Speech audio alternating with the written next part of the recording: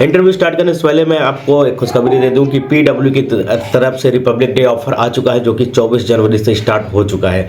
और पीडब्ल्यू के सभी कोर्सेज पे आपको 50% का डिस्काउंट मिल जाएगा। ऑल जेईई बैचेस पे लिमिटेड टाइम ऑफर रहने वाला है ये। इसके अलावा RRB ALP assistant loco pilot का सीबीटी 1 और सीबीटी 2 के लिए भी आ चुका है मात्र 999 रुपए। फतेह बैच लॉन्च हो चुका है एसएससी जेई के लिए, सीबीटी 1 और सीबीटी 2 के लिए 1999 रुपए में। एसएससी जेई का फाउंडेशन बैच 2024 के लिए लॉन्च हो चुका है 1999 रुपए में। आरआरबी जेई फाउंडेशन बैच आपका लॉन्च हो चुका है 2499 रुपए में। चाणक्य बैच ए जेई आपका लॉन्च हो चुका है 1999 रुपए में। अशोका बैच 2024 आ गया है आपका 2499 रुपए में। 22 एसएससी जेई की टेस्ट सीरीज आ चुकी है मात्र 299 रुपए में सिविल इलेक्ट्रिकल मैकेनिकल के लिए। तो ये सारे बैचेस आपके लॉन्च हो चुके हैं। और इसके अलावा ये सारे बैचेस जो आपको मिलने वाले हैं उसमें आपको बायलैंग्वेज सारी चीज़ें रहेंगी, क्लासेस बायलैंग्वेज रहेगी, डीपीपी मिलेगा और डीपीपी सोल्यूशन मिलेंगे। वीकली टेस्ट होता है, वीकली टेस्ट में आप सब्जेक्ट वाइज टेस्ट वगैरह होते हैं, क्लास नोट्स भी आपको प्रोवाइड किए जाते हैं, वो मिल जाएगा आपका। एक जेई खजाना जो आपको मिलने वाला है ये भी आपको अवेलेबल हो चुका है मात्र 999 रुपए में सिविल इलेक्ट्रिकल मैकेनिकल के लिए। पीडब्ल्यू के स्टार फैकल्टीज द्वारा ओल्डर लेक्चर आपको यहाँ पे मिलने वाले हैं, रिकॉर्डेड रहेगा इंडिया के टॉप फैकल्टीज द्वारा, और डीपीपी और डीपीपी सोल्यूशन भी आपको प्रोवाइड किए जाएंगे। इन सभी बैचेस में आप मेरा कोड यूज कर सकते हैं EG250, जिसमें आपको 250 रुपए का डिस्काउंट स्टैंड डिस्काउंट मिल जाएगा। जो ऑफर चला है उसके अलावा 250 रुपए का भी स्टैंड डिस्काउंट आपको मिलने वाला है। सभी बैचेस की लिंक आपको डिस्क्रिप्शन बॉक्स में मिल जाएगी। मेरा कूपन कोड जरूर यूज करिएगा। Hi guys, welcome to my YouTube channel Jino Gupta official YouTube channel पे आप सभी का स्वागत है। जैसा कि आपको पता है, इसमें एसएससी जेईई 2023 के टॉपर्स इंटरव्यू सीरीज चल रही है। तो आज उसी सीरीज में हम हाल ही में सिलेक्ट हुए फरक्का बराज में, जिनको डिपार्टमेंट मिला है टोंक राजस्थान से, चंचल जैन जी। तो बहुत बहुत बधाई हो चंचल जी, आपको आपको आपका मन पसंदीदा डिपार्टमेंट मिल गया है। धन्यवाद सर, धन्यवाद।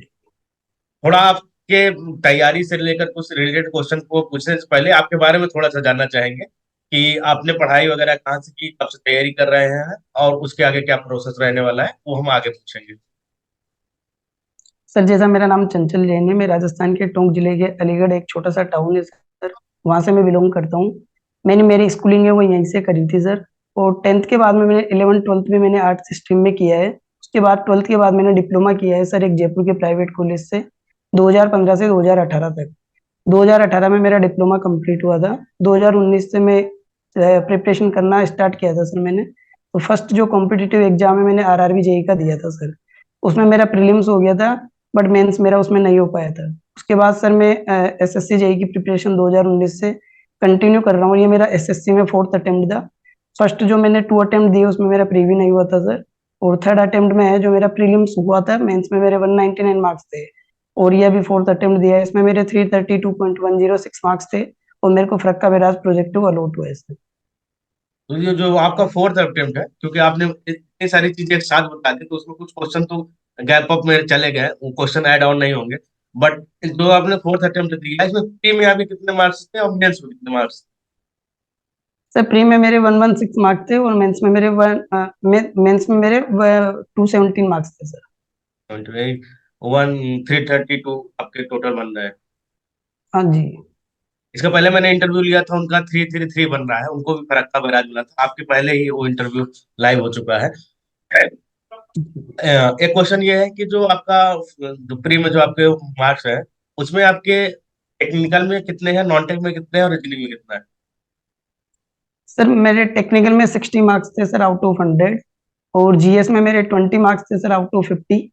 और रीजनिंग में मेरा इस बार स्कोर है वो काफी कम रह गया था सर। 33 मार्क्स ही मेरे रीजनिंग में थे सर इस बार।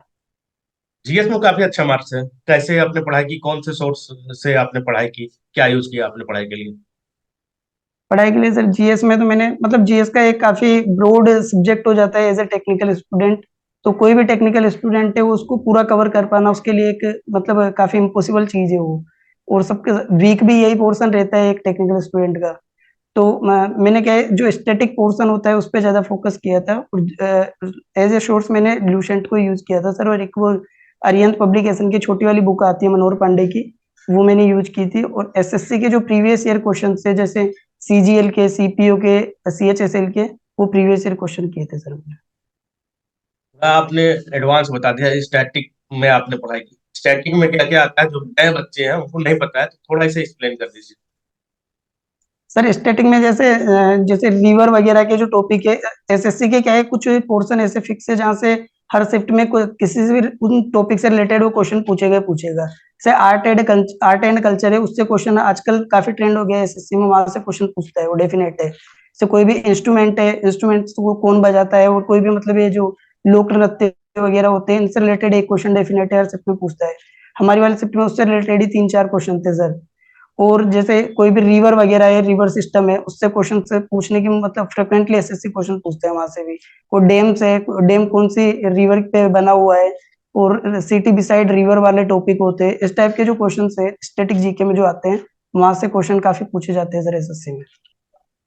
जिन बच्चों को थोड़ा सा कंफ्यूजन होगा मैं क्लियर कर दूं, स्टैटिक में वो टॉपिक्स आते हैं जिनको कभी बदला नहीं जा सकता है। मतलब स्टैटिक में आपके हिस्ट्री, पॉलिटी, जियोग्राफी, सर ने जियोग्राफी का उदाहरण दिया है, जियोग्राफी, इकोनॉमिक्स एंड साइंस, ये सारे टॉपिक्स आपके स्टैटिक में आते हैं। और जो मिसलेनियस टॉपिक्स होता है वो सारे टॉपिक्स आपके इसमें आते हैं। इसके अलावा करंट अफेयर अलग से पढ़ी जाती है, तो पहले आप लोगों को स्टैटिक पढ़नी चाहिए जो सब्जेक्ट सर ने बताया, उसके बाद करंट अफेयर्स पे जाइएगा। पहले ही करंट अफेयर्स पे कूदेंगे तो वो आपको प्रॉब्लम क्रिएट करेगा। करंट अफेयर्स भी क्वेश्चन आते हैं, उसके लिए क्या किया आपने? करंट अफेयर के लिए सर मैंने 10-15 मिनट का कोई भी एक यूट्यूब चैनल है, 2 दिन, जिसमें वो जो क्रेजी जी के ट्रिक है उनको फॉलो करता था। उनका एक डेली 15 मिनट का वीडियो आता है सर, तो 15 मिनट का वो वीडियो डेली रेगुलर देखता था, 10-15 मिनट का, उसमें 10-15 क्वेश्चन डेली वो करवाते हैं। तो वहां से कवर हो जाता है, जो मतलब मोस्ट फ्रिक्वेंटली जो क्वेश्चन होते हैं वो पूछे जाते हैं, अपॉइंटमेंट से रिलेटेड है, कोई भी मतलब इस टाइप के क्वेश्चन वहां से, योजना से रिलेटेड है, वो वहां से कवर हो जाते हैं। और बाकी मैगजीन्स जो आती है, स्पीडी की मैगजीन आती है, वो भी मैंने करी थी सर, लास्ट में जब एग्जाम का 1 महीना रह गया था, तो स्पीडी वाली मैगजीन है, उससे मैंने रिवीजन किया था सर। रिज्यूमे में नंबर 33 एवरेज मान के चलते हैं, बहुत अच्छा तो नहीं कह सकते, बट कैसे प्रैक्टिस किया आपने रीजनिंग और प्रॉब्लम जो है उसको कैसे टैकल किया? सर रीजनिंग में इस बार मेरा लो मार्क्स का रीजन था कि मैं मतलब 1-2 क्वेश्चन ऐसे थे जो उनको क्या है, मैं थोड़ा ईगो पे ले गया था। ओ, से एक सीटिंग अरेंजमेंट का एक क्वेश्चन था सर, तो मतलब वो मेरे को लग रहा था कि ये मेरे से क्यों नहीं बन रहा है, और उसी क्वेश्चन में इस टाइप के 2 क्वेश्चन थे, उन 2 क्वेश्चन में मैंने 10 मिनट दे दिए सर। तो मेरे लास्ट में 4-5 क्वेश्चन छूट गए थे सर रीजनिंग के, इसलिए लो मार्क्स मेरा काफी रह गया इसमें। और ये बेसिकली मतलब एक डिसएडवांटेज था काफी ज्यादा, कि ऐसा नहीं करना चाहिए था मेरे को, बाद में फील हुआ इस चीज। थोड़ा सा एक्सप्लेन करिए, क्या रीजनिंग में ईगो का क्या मतलब होता है? मतलब सर मेरे को वो टॉपिक अच्छे से मैंने कवर कर रखा था, और मेरे को ये लग रहा था कि मतलब ये इस टॉपिक से कभी क्वेश्चन मेरा गलत हो ही नहीं सकता है। और वो वहां पे थोड़ा क्वेश्चन में मैं फंस गया था, कॉम्प्लिकेटेड था वो थोड़ा, तो उसको बनाते टाइम 2-3 बार मैंने पढ़ने में मिस्टेक कर दी, फिर बाद में गलती हो गई इस तरीके से। तो उसको बनाने के चक्कर में मेरे को ये लग रहा था कि यार ये क्वेश्चन मेरे से क्यों नहीं बन रहा है, मैंने इतनी बार प्रैक्टिस कर रखा है उस क्वेश्चन को, और सेम पैटर्न पे क्वेश्चन था, वो मैंने टेस्ट सीरीज में प्रैक्टिस कर रखा था, तो ये क्वेश्चन मेरे से क्यों नहीं बन रहा है, जबकि मेरे को उसको छोड़ देना चाहिए था, मैंने उसको छोड़ा नहीं, और उसमें 5 मिनट दे दिए। तो अब 5 मिनट में उसकी जगह पे मैं कोई इजी क्वेश्चन को ट्राई करता, 2-3 क्वेश्चन कर सकता था सर उस 5 मिनट में। तो आप लोग चंचल जी से एक चीज जरूर सीखिएगा कि एग्जाम के समय ईगो को बाहर नहीं आने देना है। कह रहे यार बीएम का इतना सरल क्वेश्चन है, ईंटे की साइज बतानी है, ये तो मुझसे आता ही है, ये कैसे गलत हो सकता है? तो थोड़ा ईगो को साइड में रखकर एग्जाम के सेंटर के अंदर ईगो को बाहर रख कर आना, बाद में आना ईगो ले लेना। बट ये प्रॉब्लम सब अक्सर सभी के साथ होता है, अरे यार इतना अच्छा क्वेश्चन है, सीटिंग अरेंजमेंट का कोई भी क्वेश्चन ऐसे कर दूंगा मैं ऐसे, बस उसी चक्कर में आगे ओवर कॉन्फिडेंट के चक्कर में फिर टाइम लॉस हो जाता है। 50 में जहाँ 40 नंबर तक आने चाहिए वहां 33 नंबर ही बने। ऐसा होता है, चाहे टेक्निकल का पार्ट हो चाहे नॉन टेक का पार्ट हो, हर एग्जाम में, चाहे वो कोई भी एग्जाम हो, इसमें आपको बाहर रख कर आना पड़ता है। थोड़ा माइंड आपका प्रैक्टिस किए रहेंगे तो सही रहेगा। उसमें ओवर कॉन्फिडेंस में नहीं जाना है, ओवर कॉन्फिडेंस करेंगे ईगो आएगा, फिर ईगो कहेगा बिना क्वेश्चन करने चाहे फेल ही हो जाओ लेकिन ये क्वेश्चन करके जरूर जाऊंगा। यही होता है। अब आते हैं टेक्निकल। टेक्निकल एक फ्रेशर स्टूडेंट को कैसे शुरू करना चाहिए, आपने कौन से सब्जेक्ट से शुरुआत की थी, या आपने पढ़ाई कहाँ से की है वो जानना चाहेंगे आपका। सर मैंने जो टेक्निकल का है वो 2020 में मैंने इकबाल सिन्हा सर है उनका बैच लिया था सर, वहीं से मैंने ऑनलाइन वहां से पूरा सिलेबस कवर किया था। और जो नए फ्रेशर स्टूडेंट है, कोई भी अगर तैयारी करना चाहता है टेक्निकल की, उनके लिए यही है कि एक बार पेशेंसली सिलेबस को 100% कवर करे। ऐसा नहीं है कि 70 एग्जाम पास आ रहा है तो हम 70% सिलेबस को कवर कर लेते हैं। अगर आप सिलेबस कवर नहीं कर पा रहे तो जो अटेम्प्ट आप देना चाहते हैं उसको दे लीजिए, लेकिन उसको मतलब एज ए एक्सपीरियंस दे लीजिए कि इसमें मेरे को सिलेक्शन नहीं लेना है। आगे मेरे को सिलेक्शन ले लूंगा, मैं 2000 से 24 वाला है तो 25 वाले में सिलेक्शन ले लूंगा। तो उसको इस टाइप से दीजिए, लेकिन सिलेबस 100% आपका कवर एक बार होना चाहिए सर। यानी कि एग्जाम बीच में आने पर आपको भागना कूदना नहीं। जी जी जी। मैंने 40 सब्जेक्ट पढ़े हैं, तीन तीन सब्जेक्ट में जल्दी जल्दी पढ़ लेता हूँ, सिलेबस पूरा हो जाएगा तो मेरा सिलेक्शन हो जाएगा, नहीं। आप नहीं सिलेबस होगा आराम सर से उससे। कॉन्सेप्ट क्लियर करते जाइए, जो एग्जाम्स आते हैं उसको एग्जाम्स को दीजिए। उस एग्जाम को देने के चक्कर में अपने सिलेबस की इधर उधर ना करिए। जी सर। प्रैक्टिस के लिए ऑनलाइन क्या यूज आपने किया, टेक्निकल के लिए? सर टेक्निकल के लिए प्रैक्टिस के लिए सर मैंने एसएससी जेई की जो प्रीवियस क्वेश्चन है उन्हीं को ज्यादा बार किया है सर। मैंने 4-5 बार पहले किया था, अभी भी दो इस अटेम्प्ट में मैंने 3 बार प्रीवियस ईयर क्वेश्चन है उन्हीं को किया था सर। और एसएससी जेई के जो आईएएस मास्टर की जो मतलब वो प्रीवियस ईयर क्वेश्चन है उससे बेस्ट कंटेंट आई थिंक कहीं भी नहीं है।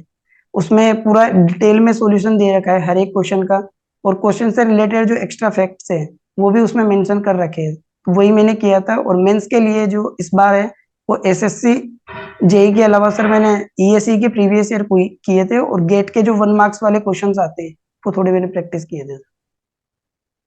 एक क्वेश्चन एक स्टूडेंट का आया था, ये नया क्वेश्चन, अभी तक मैंने किसी इंटरव्यू में पूछा नहीं है, कि आप कौन कौन से सोशल मीडिया यूज करते हैं? सर मैं तो सारे यूज करता हूँ। नहीं, तैयारी में कौन कौन से इंपॉर्टेंट है, कौन से नहीं यूज करने चाहिए स्टूडेंट के सर लिए बता दीजिए। सर टेलीग्राम है वो काफी यूजफुल हो सकता है। जैसे सिविल जंक्शन चैनल ही ले लो टेलीग्राम पे, तो वहां से क्या है अपन को कोई भी चीजें जैसे वैकेंसी से रिलेटेड है, रिजल्ट से रिलेटेड है, फॉर्म फिलिंग से रिलेटेड है, वो सारी इंफॉर्मेशन वहां से मिल जाती है। दूसरा सर अगर हमें कोई भी कंटेंट नहीं मिल रहा है तो पीडीएफ के फॉर्मेट में कोई भी कंटेंट आपको वहाँ पे अवेलेबल हो जाएगा। कोई बुक है हम अफोर्ड नहीं कर पा रहे तो वहाँ पे वो पीडीएफ मिल जाएगी, हम पीडीएफ से पढ़ सकते हैं उसको। तो वो भी एक अच्छा जरिया है सर पढ़ने के लिए। और बाकी यूट्यूब तो आजकल कंपलसरी है ही सही सर। यूट्यूब पे किसे फॉलो करना चाहिए? यूट्यूब पे सर गुप्ता सर। चलिए ठीक है, यही स्टूडेंट के लिए, पढ़ाई के लिए टेलीग्राम और यूट्यूब को फॉलो करें, फेसबुक और यूट्यूब। इंस्टाग्राम चलाना जी। जरूरी नहीं। नहीं कोई जरूरी नहीं है सर इसका। चलिए ठीक। अगर एक फ्रेशर स्टूडेंट को बुक्स रिकमेंड करना चाहेंगे, ये बुक आप लोग यूज करो, सिलेक्शन हो जाएगा, कौन कौन से बुक रिकमेंड करना चाहेंगे आप? सर बुक है एसएससी जेई का जो प्रीवियस ईयर के जो आईएएस मास्टर वाली बुक है, एक तो मैं वो वाली बुक है वो रिकमेंड करना चाहूंगा। और ईएससी के जो प्रीवियस ईयर क्वेश्चन है आईएएस मास्टर के वो रिकमेंड करना चाहूंगा। और एक शॉर्ट नोट्स के लिए सर सिविल बूस्टर बुक को मैं रिकमेंड करना चाहूंगा। हम शॉर्ट नोट्स पे आने ही वाले थे, कि शॉर्ट नोट्स होते क्या है, अब क्यों बनाया जाता है? सर शॉर्ट नोट्स को लेके भी काफी बच्चे में मतलब मैं खुद भी एक काफी ज्यादा परेशान रहता था कि शॉर्ट नोट्स अगर मैं शॉर्ट नोट्स बनाने लगता था तो एक फुल लेंथ नोट्स ही बन जाते थे कभी कभी। और कोई भी टॉपिक अगर शॉर्ट नोट्स में छूट जाता था तो फिर हैबिट ऐसी हो जाती है कि शॉर्ट नोट्स बनाने के बाद में जो हमारी फुल कवर नोट्स है उनको बार बार पढ़ने की थोड़ी मतलब हैबिट कम हो जाती है। शॉर्ट नोट्स को हम फ्रिक्वेंटली यूज करते हैं, तो जो चीजें शॉर्ट नोट्स में नहीं लिखी हुई है वो हम भूल जाते हैं जल्दी। तो उसके लिए क्या है कि शॉर्ट नोट्स ऐसे होने चाहिए जिसमें जिन चीजों का आप बार बार फ्रिक्वेंटली भूल जाते हैं, बार बार माइंड से जो चीजें स्किप हो जाती है वो चीजें आपके शॉर्ट नोट्स में होनी चाहिए सर। और कॉन्सेप्चुअल चीजें शॉर्ट नोट्स में होना कोई जरूरी नहीं है कि, क्योंकि कॉन्सेप्चुअल चीज एक बार अगर हमने पढ़ ली तो उसको हम भूलना मतलब काफी टाइम तक हम रिटेन कर सकते हैं उसको कॉन्सेप्चुअल चीज को। तो जो फैक्चुअल चीज है उनको शॉर्ट नोट्स में लिखना चाहिए। और वैसे जो सिविल बूस्टर जो बुक है वो शॉर्ट नोट्स के लिए सबसे बेस्ट है सर। उसमें क्या है सारी चीजें मतलब मेंशन करके दे रखी है सारी चीजें शॉर्ट नोट्स के लिए अलग से भी। जो नोट्स के बाहर से जैसे प्रीवियस ईयर में कोई फैक्चुअल डेटा पूछा जाता है वो फैक्चुअल डेटा भी उसमें दे रखा है सर एक एक। इसलिए बहुत सारे बच्चों को शॉर्ट नोट्स में कंफ्यूजन होता है कि क्या लिखना चाहिए। तो लिखना वही चाहिए जो आपको नहीं आता हो, या डाटा जो आप भूलते हो। जो डाटा आप याद रख पा रहे हैं उसको लिखने की जरूरत नहीं, शॉर्ट नोट्स में केवल वही लिखें जो आप भूल जाते हो बार बार। जी सर। आप हमें कब से फॉलो कर रहे हैं? सर मैं 2019-20 से आपको फॉलो कर रहा हूँ। इंटरव्यूज वगैरह काफी आते रहते थे वहाँ पे, जो टॉपर्स की स्ट्रेटेजी वो देखता था तो वहां से मेरे को काफी चीजें सीखने को मिली। एक बार मैंने नाम तो एग्जैक्टली याद नहीं आ रहा बट एक टॉपर थे उनकी मैं इंटरव्यू देख रहा था, उन्होंने बताया था कि सबसे ज्यादा जो इम्पोर्टेंट चीज है वो है रिवीजन सर। प्रैक्टिस आपसे भले प्रैक्टिस अगर आप एसएससी जेईई के प्रीवियस ईयर क्वेश्चंस भी कर लेते हैं तो वो इनफ है सर प्रैक्टिस के लिए। लेकिन रिवीजन है वो सबसे ज्यादा इम्पोर्टेंट है। जितनी ज्यादा आप चीजों को रिवाइज कर सकते हैं उतनी ज्यादा वो माइंड में रिटेन रह पाएगी चीजें, और उतनी ज्यादा कंसेप्चुअल क्लैरिटी आ पाएगी। और किसी भी कॉन्सेप्ट को अगर हमें मतलब उसकी क्लैरिटी लानी है, कंसेप्चुअल क्लैरिटी लानी है, तो उसके लिए रिवीजन सर सबसे इम्पोर्टेंट है सर। ये मैं बता दूं, राज शर्मा सर का इंटरव्यू था, उसमें आपने देखा होगा। हम्म। उनका पहले सिलेक्शन हुआ था एमईएस में हुआ था, उसके बाद उनका यूपीपीएससी इरिगेशन डिपार्टमेंट में हो गया। चलिए ठीक है, ये बताइए कि जो शॉर्ट नोट्स है फुल लेंथ नोट्स है, कुछ बच्चे क्या जी। करते हैं कि फलाने की नोट्स लेकर प्रिंट आउट करवा के पढ़ने लगते हैं। ये करना सही है हम्म। कि गलत? गलत है तो क्यों? नहीं सर, ये बिल्कुल बिल्कुल गलत है सर। सर शॉर्ट नोट्स हो चाहे फुल लेंथ नोट्स हो, वो खुद के बने हुए होने चाहिए, खुद के हैंड रिटन नोट्स होने चाहिए। उससे हमें मतलब जब लिखते हैं तो लिखने से क्या है, काफी चीजें ऐसी होती है जो बार बार हम एक दो बार लिखेंगे तो ऑटोमेटिकली माइंड में ऐसे सेट हो जाती है कि उनको मतलब काफी टाइम तक हम रिटेन कर सकते हैं। और खुद के जो लिखे हुए नोट्स होंगे उनको पढ़ने में हमें बार बार प्रॉब्लम नहीं होगी। सर राइटिंग की प्रॉब्लम है, कुछ भी समझ में नहीं आ रहा है, और कुछ चीजें ऐसी होती है जैसे प्रीवियस हमारे नोट्स में है, लेकिन हम जब प्रीवियस ईयर क्वेश्चन करते हैं तो नोट से बाहर भी कोई कॉन्सेप्ट आ जाता है। तो हमारी अगर हैंड रिटन नोट्स है तो उसको वहां से उठा के हमें अपने नोट्स में एड ऑन कर लेना चाहिए सर उसको तुरंत। तो दूसरों के नोट्स में तो रिकमेंड नहीं करता, मैंने तो खुद के हैंड रिटन नोट्स बनाए थे सर सारे। सुन रहे हो सभी लोग? अब दोबारा नोट्स मत मांगना किसी से, खुद के नोट्स बनाओ। समझ में आएगा कि क्या लिख रहे हैं, क्यों लिख रहे हैं, कहाँ लिख रहे हैं। वो चीजें रिकॉल करने में ज्यादा आसानी रहती है। इसलिए मैं कभी किसी को शॉर्ट नोट्स देता नहीं हूँ। लेकिन जब आप लोग मांगते हो कि अच्छे अच्छा नहीं लगता बार बार किसे समझाया जाए। बिल्कुल। 2018 के पास आउट है आप, आपने डिप्लोमा वहां से पास आउट किया, 2024 में जाके नौकरी लगी। 5 साल का गैप बहुत बड़ा होता है। तो डिमोटिवेशन, डिप्रेशन आना लाजमी है, वो तो आता ही है। लेकिन उससे लड़कर थोड़ा आगे आपने बढ़ा, तो वो किस प्रकार से आपने उस चीजों को टैकल किया, डिप्रेशन को कैसे आपने रिमूव किया? वो आपने क्या क्या स्टेप उठाए उसमें, जो आजकल बच्चे जो डिप्रेशन में जा रहे हैं वो यूज करेंगे? आपने क्या किया था उस समय? सर मेरा एक्चुअली क्या है, 2018 में डिप्लोमा कंप्लीट हुआ था, तो 2019 में मैं तैयारी करने लगा था। उसके बाद में क्या है, कोविड आ गया था, तो एक दो साल तो वो कोविड की वजह से वैसे निकल गया था। उसके बाद में 2021 में एसएससी जेईई का वैकेंसी आया नहीं था सर। 2022 वाला जो मैंने अटेम्प्ट दिया था उसमें सर मेरे को पूरा उम्मीद था कि इस बार हो जाएगा मेरा डेफिनेटली, क्योंकि मेरे 199 मार्क्स तो मेंस में थे और 107 आई थिंक प्रीलिम्स में थे, तो 306 थे मेरे। तो ऐसा लग रहा था कि लास्ट ईयर की प्रीवियस ईयर के कट ऑफ्स देख के, और वैकेंसी भी लास्ट ईयर क्या है थोड़ी ज्यादा थी, 2900 की समथिंग वैकेंसी थी, तो ये लग रहा था कि कट ऑफ शायद कम जाएगा थोड़ा। तो मुझे डेफिनेट था कि इस बार हो जाएगा, मैंने तो इवन पढ़ाई भी छोड़ दी थी सर। फिर जैसे रिजल्ट आया, रिजल्ट देखा तो उसमें पीडीएफ में नाम नहीं था, तो देख के सर काफी बुरा लगा। 2-3 दिन तक मतलब 2-3 दिन क्या, 1-2 दिन तक काफी रोए भी सर, मतलब बुरा लगता है, खाना वाना नहीं खाया। फिर उसके बाद में सर एक दो में मेरे अब कुछ भी नहीं है, टाइम वैसे क्या है, डेट आ गई थी 2023 वाले की, पहले से डेट अनाउंस कर दी थी। तो मैंने कहा अब कुछ भी नहीं है, अब करना तो पड़ेगा ही, और करना था ही सही कि सिलेक्शन तो लेना है। अब 4 साल इसमें गुजार दिए, तब तो सिलेक्शन लेके निकलना है। फिर सर 1-1.5 महीने थोड़ा मतलब डिमोटिवेटेड रहा, कुछ भी पढ़ता था तो लगता नहीं था कि पढ़ रहे हैं अपन, और माइंड में जा नहीं रहा था। जैसे जैसे एग्जाम पास आता गया वैसे वैसे टाइम निकलता गया सर, और वापस से वही रूटीन बन गया फिर। सबसे अच्छी लाइन लगी इनकी कि 4 साल इसमें गुजार दिए हैं, सिलेक्शन तो इसी में लेना है। ये मोटिवेशन लाइन है, आप लोग कमेंट करके बताइएगा। जब देखिए डिप्रेशन आना नॉर्मल है, डिप्रेशन में आपने जो किया उसे एज ए मोटिवेशन लिया, ऐसे ही आप लोगों को भी टैकल करना है।